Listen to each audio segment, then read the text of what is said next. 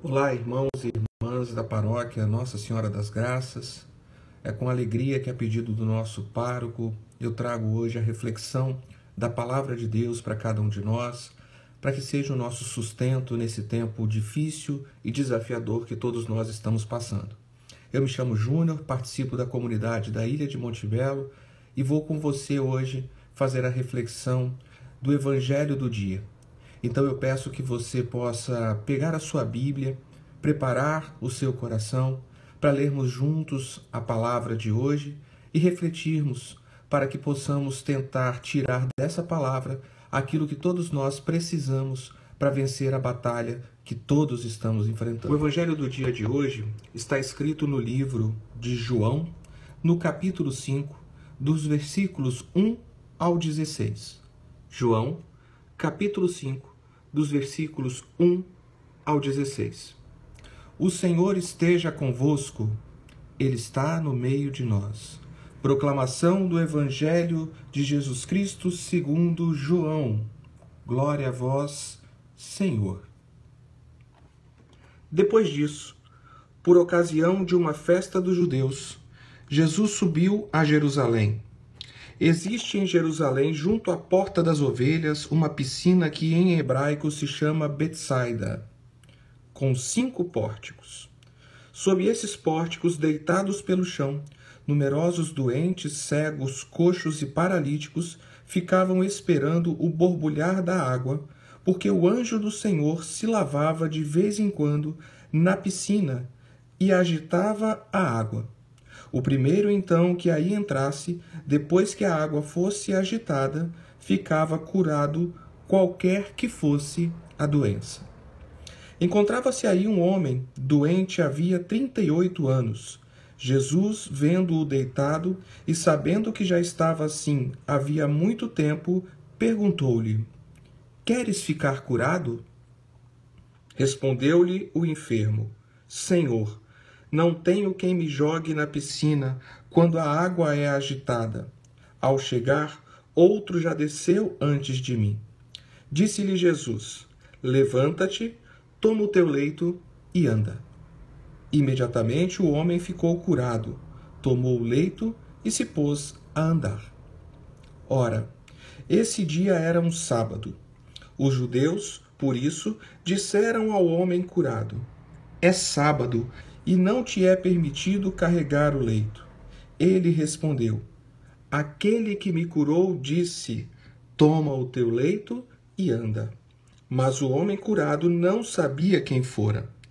Jesus havia desaparecido, pois havia uma multidão naquele lugar. Depois disso, Jesus o encontrou no templo e lhe disse: Eis que estás curado, não peques mais, para que não te suceda algo ainda pior. O homem saiu e informou aos judeus que fora Jesus quem o havia curado. Por isso, os judeus perseguiam Jesus, porque fazia tais coisas no sábado. Palavra da salvação. Glória a vós, Senhor. Irmãos, a passagem que nós acabamos de ler, ela nos traz diversas oportunidades e possibilidades de reflexão. Mas eu queria primeiro separar essa palavra em 3 partes. Primeiro, nós vamos montar o cenário onde tudo aconteceu. Depois, o fato, o que de mais relevante aconteceu nesse cenário. E quais foram as consequências desse encontro de Jesus com o paralítico. O cenário diz respeito a um lugar, ou seja, nós estamos falando de um lugar onde muitos doentes se aglomeravam. Uma piscina ou um conjunto de piscinas. Mas ali está dizendo que havia um lugar que muitos doentes estavam juntos e tinham todos o mesmo objetivo: ficar observando o movimento das águas naquela piscina. Porque havia uma crença, e a crença era a seguinte: de que de vez em quando um anjo do Senhor se lavava naquela piscina.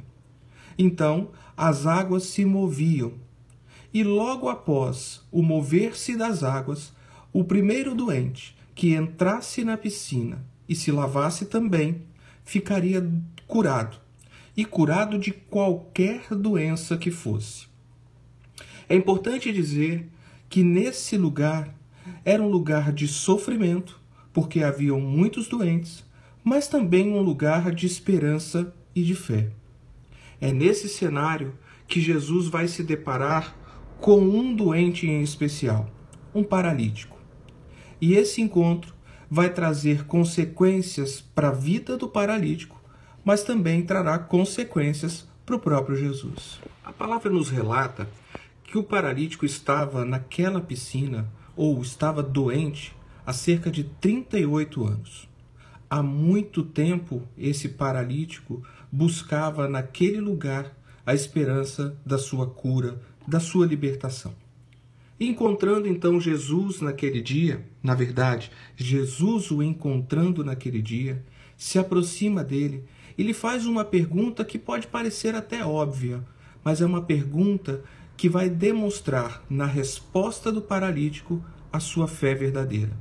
E a pergunta é: queres ficar curado? O paralítico poderia se revoltar, o paralítico poderia colocar todas as suas frustrações para fora naquele momento, responder Jesus de forma grosseira, ou até mesmo nem responder, porque havia 38 anos que ele esperava por essa cura. E alguém chegar perguntando se ele quer ficar curado, poderia tirar dele as piores respostas possíveis. Mas não. O paralítico, cheio de fé, mesmo depois de tanto tempo, diz a Jesus que ele está ali sim buscando uma cura, mas que ele está em desvantagem em relação aos outros. Porque quando a água se move, ele sendo paralítico, ele não consegue ser o primeiro a se lavar. E não sendo o primeiro a se lavar, ele não conseguia a cura que tanto esperava. Jesus então diz para ele: levanta, toma o teu leito e anda. E o paralítico assim o faz. Esse paralítico não precisa mais de nenhuma outra crença ao estar diante de Jesus, porque ele percebe que é Jesus quem realiza essa cura. O paralítico, então, obediente à palavra do Mestre, toma o seu leito e sai andando naquela festa em Jerusalém. Uma multidão de pessoas estava ali. Certamente vários testemunharam. E o paralítico, então, se encaminha para o templo para se apresentar aos judeus, para que a graça fosse concretizada e para cumprir também os preceitos daquele tempo. E chegando lá no templo, ele então vai receber dos judeus um acolhimento totalmente diferente daquele que foi recebido por Jesus. Os judeus, na verdade, estavam mais preocupados em verificar se o paralítico estava cumprindo as suas tradições, as regras daquele tempo, do que identificar que um milagre havia acontecido. Os judeus estão preocupados em saber quem era o culpado de levar aquele paralítico a voltar a andar. O paralítico, por sua vez, se vê pressionado, se vê constrangido e não sabe dizer quem foi que realizou essa cura. Ele diz: eu não sei quem foi. Havia uma grande multidão de pessoas. Então, os judeus repreendem o paralítico dizendo que no dia de sábado ele não podia carregar o leito. Por outro lado, Jesus caminha pela cidade e chega até o templo e encontra novamente o paralítico. E ali Jesus diz para ele: você está curado, não peques, para que algo pior não volte a acontecer a você. Então, o paralítico diz aos judeus: foi ele quem me curou, foi Jesus. E os judeus então repreendem Jesus, perseguem Jesus e começam a guardar na figura de Jesus alguém que era para eles como posso dizer, uma ameaça. Jesus se torna uma ameaça para os judeus. Então eles preparam de todas as formas, maneiras de perseguir e de colocar Jesus em condição difícil. Nós vimos aqui então que o cenário era um cenário de doentes, mas de pessoas que tinham uma fé, uma crença. Nós percebemos um encontro em que Jesus olha para um paralítico e o cura.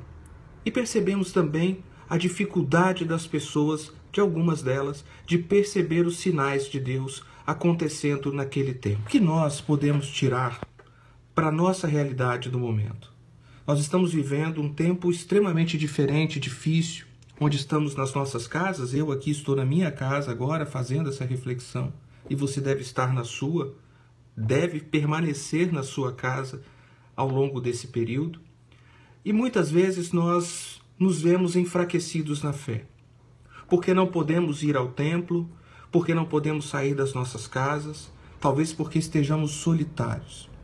A palavra de Deus é a sua companhia, o próprio Deus é a sua companhia. Jesus olha para cada um de nós de uma forma diferente. Ele não olha para a multidão, ele olha para o nosso coração. Jesus encontra um paralítico em meio a vários outros doentes que também mereciam a sua cura. Mas é no paralítico que ele enxerga uma possibilidade concreta de que a glória de Deus se manifestasse. E o paralítico, por sua vez, mesmo sofrendo há tanto tempo, demonstra na sua resposta a fé que Jesus procurava. O paralítico pode ser hoje cada um de nós, que estamos de fato parados, presos nas nossas casas, por conta dessa pandemia que nós vivemos. Essa prisão nos traz angústia, essa prisão nos traz sentimentos de tristeza e de solidão.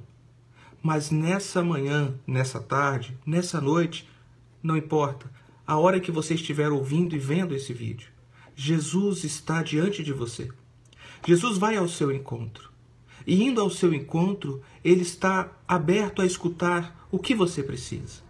O paralítico precisava de cura. E você? Do que você precisa? Diga a Jesus.